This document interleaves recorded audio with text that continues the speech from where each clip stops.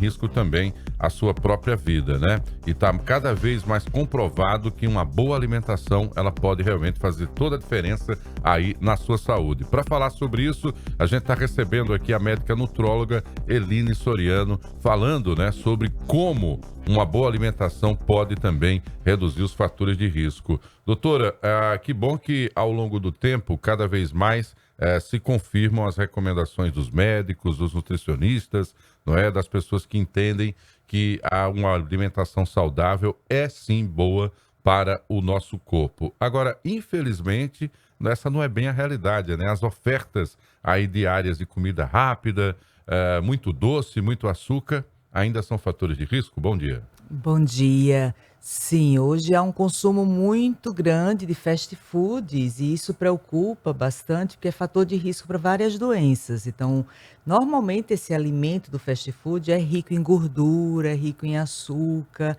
que são inflamatórios.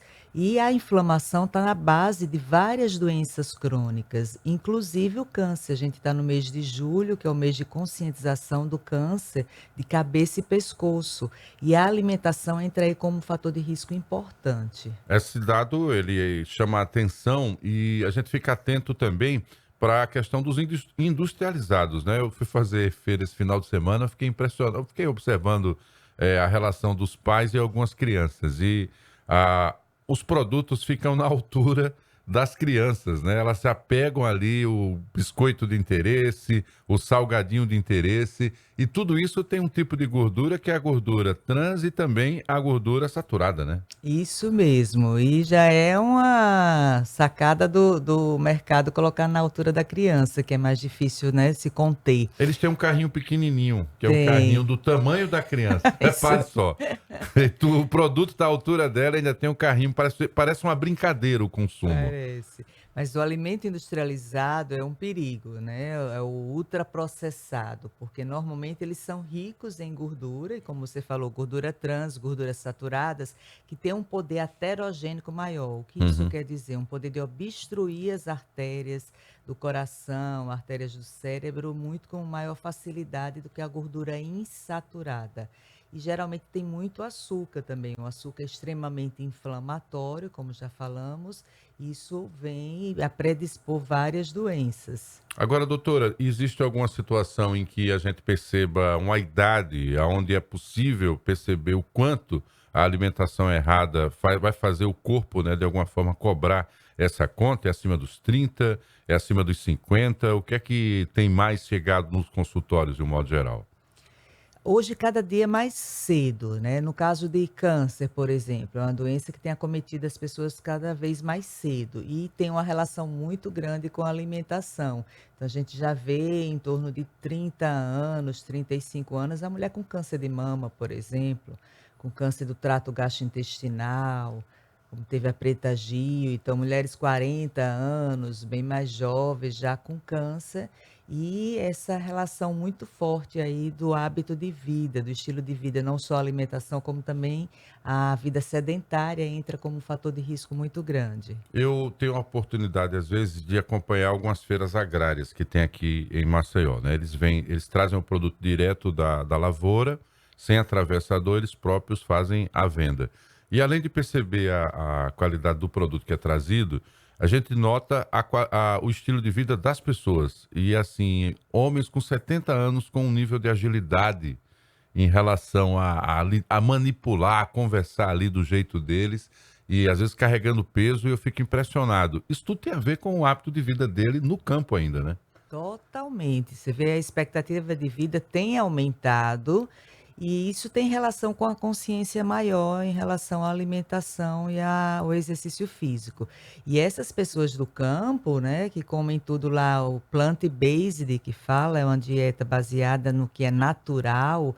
Então, é descasque mais e desenrole menos. Isso é aqui uma campanha que a gente sempre fala, ou seja, coma menos industrializados e coma mais o alimento da terra, saudável. Isso tem forte relação com a expectativa de vida e com essa qualidade de vida. Eu comprei lá macaxeira, uma senhora, ela tem quase 70 anos, e a esposa exatamente desse senhor lá, ela teve 11 filhos. E é assim, ela tem uma agilidade, a matemática na cabeça, nada de ficar anotando e uma facilidade de conversar, um bom humor, um alto astral ali entre eles também.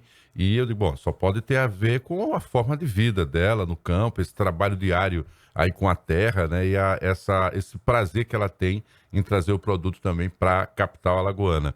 Quando a gente fala dessa mudança, dessa questão dos alimentos, quando alguém que vem numa sequência aí de muito consumo errado, muito industrializado, decide fazer uma mudança, rapidamente o corpo já apresenta algum sinal de que está correspondendo a uma resposta positiva, doutora?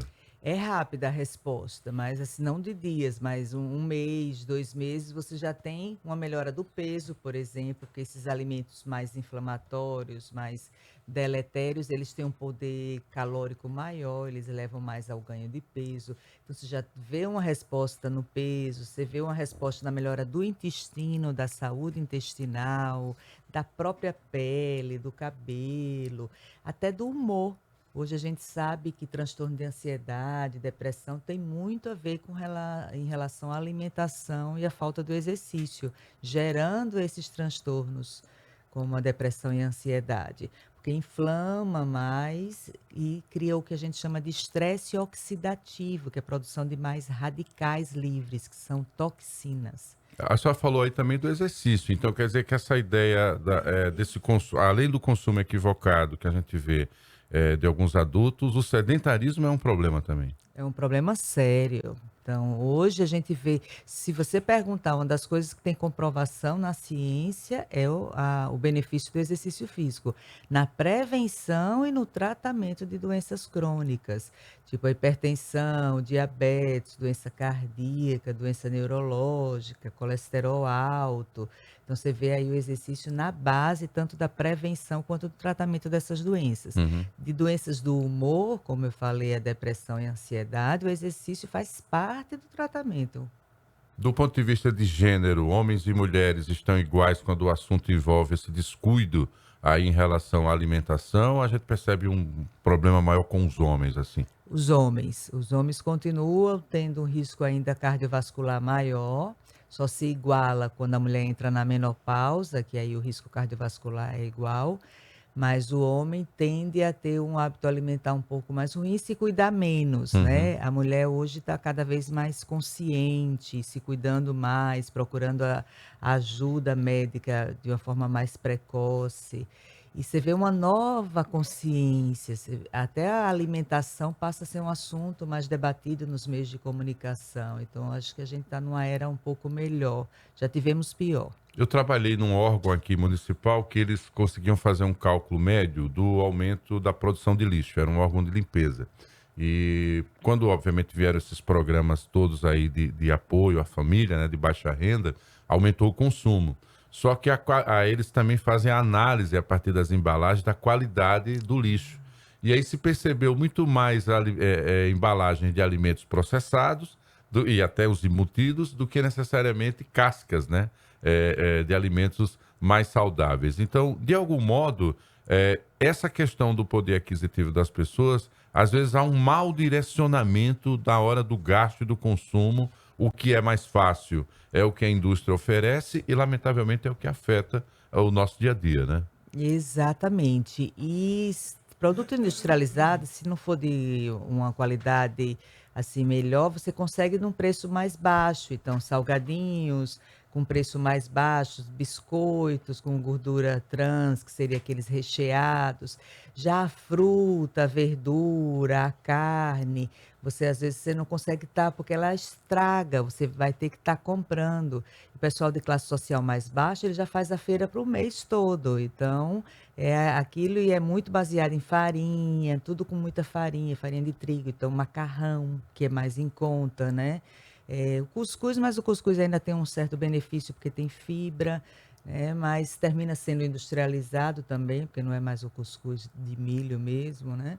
Então, realmente, há uma facilidade em adquirir esses alimentos industrializados, principalmente o que vier com açúcar e massa, farinha de trigo. A senhora tem percebido um aumento de pessoas com doenças crônicas com diagnóstico mais cedo, assim, na vida, então? Tem, principalmente câncer. É uma das doenças que a gente tem pego muito e que tem muita relação com o estilo de vida, né. O Uhum. câncer de cabeça e pescoço, por exemplo, ele tem muita relação, uma da o que causa mais é o tabagismo, então você vê que é o estilo de vida, o consumo acelerado de álcool, a infecção por HPV, que é uma infecção sexualmente transmissível, que é o herpes. Então são fatores e a alimentação inflamatória, uma alimentação não regrada. Eu vi essa questão aí em relação ao álcool, não há mais quantidade segura, né, porque antes eles faziam beba com moderação, os médicos chegaram É. a uma conclusão depois de muitas pesquisas em níveis internacionais, não há forma segura de qualquer consumo de álcool, né. Não há, até porque para achar esse valor é difícil na pesquisa, e aí você libera: "Olha, você pode tomar uma taça", e a pessoa, ela não consegue segurar e ficar só em uma taça. Então você pode beber até tanto, isso tem um certo perigo da interpretação do indivíduo e do autocontrole dele. É, porque o cara fala uma taça por dia, aí você bebe todo dia, então quer dizer, É, então você é alcoólatra, né. isso. Tem alguma forma ali, de algum modo geral. Quer dizer que o processamento do nosso corpo em relação ao álcool, ele é sempre diferenciado, ele é um estranho no ninho, que é o nosso corpo. Ele agride, irrita o intestino, por exemplo, ele é um fator irritativo do intestino, do estômago. Ele depende da quantidade, níveis tóxicos para a mucosa, então você vê ele relacionado aí no câncer cabeça-pescoço, que é o quê? É o câncer da boca, Uhum. da cavidade oral, é o câncer que pega laringe, faringe, toda essa parte de cabeça e pescoço. Então é como se esse álcool agredisse essa mucosa e levasse à formação de lesões com o tempo, e essas lesões se transformam em lesões malignas, que é E o aí, câncer. consequentemente, claro, diminuindo a sua qualidade de vida, o que de fato é um problema. Doutora, para finalizar, a gente está lidando com pessoas que talvez estejam ainda em casa ou algumas que optam, por exemplo, para comer no trabalho ou ainda vão se alimentar. Uma dica boa de um café da manhã leve, que não atrapalhe o almoço, né? E que seja saudável aí. Isso tem que tomar cuidado, essa questão de comer no trabalho é interessante, porque você socializa, cada um traz algum prato, então querendo ou não é uma união da equipe, mas geralmente vem o quê? É muito pão, muito bolo, é linguiça, processados, então são alimentos que devem ser evitados.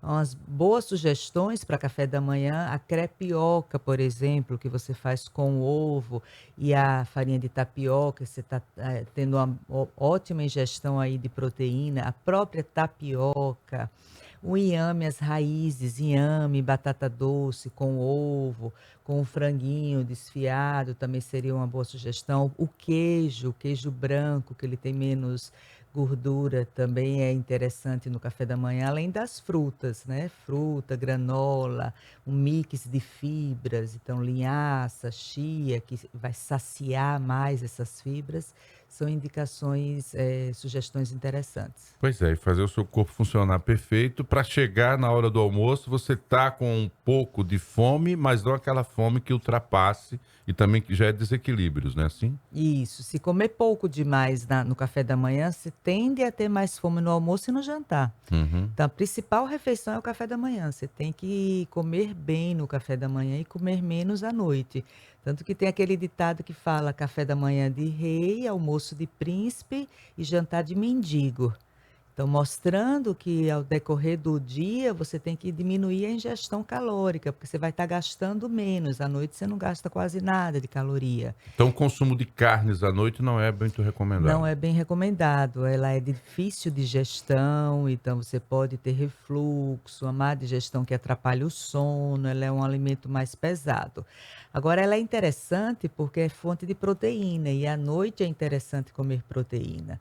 Mas aí você pode optar pelo ovo, pelo whey protein, pelo queijo, por um frango. Não quer dizer que não possa comer carne, mas ela é um pouco mais pesada. O próprio peixe, um atum. Isso tudo faz toda a diferença, o seu corpo vai sentir, claro, essa mudança e, claro, isso é vinculado também, associado ao exercício físico, né? O que é fundamental, é isso que os especialistas também têm apontado. Doutora, caso eu tenha deixado de explorar o que a senhora considere relevante, se eu não posso deixar de falar, a palavra final é sua, fica à vontade aí. Eu acho que como a gente está no mês de conscientização do câncer de cabeça e pescoço, se você perceber feridas na boca que dificultam a cicatrização, que está demorando, não cicatriza, caroços no pescoço, uma rouquidão persistente, e você tem hábitos, como a gente já comentou, de tabagismo, ingestão alcoólica muito importante. Então, é importante nesse momento você procurar ajuda médica, porque pode ser um indício já de câncer de cabeça e pescoço. Olha aí, um alerta independente da idade, tem alguma média? Independente da idade, é mais adulto, quanto mais velho o risco é maior, mas hoje está começando muito cedo. Perfeito. A gente conversou aqui com a doutora Eline Soriano, ela que é médica nutróloga, falando dessa relação de alimentos saudáveis, claro, em relação a diminuir riscos também para a sua vida. Doutora, uma boa semana, até a próxima. Prazer Muito revê-la. obrigada. 6 horas e 42 minutos, vamos para um rápido intervalo comercial aqui dentro da nossa programação, tá?